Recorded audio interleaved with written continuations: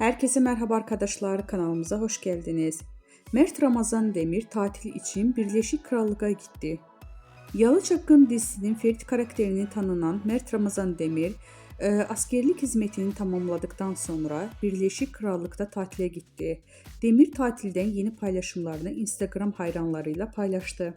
Ekranların en sevilen dizilerinden biri olan Yalı Çapkını dizisinde Ferit karakterini büyük bir hayran kitlesi kazanan Mert Ramazan Demir, geçtiğimiz aylarda vatan görevini yerine getirmek için Hatay İskenderun'a gitmişti.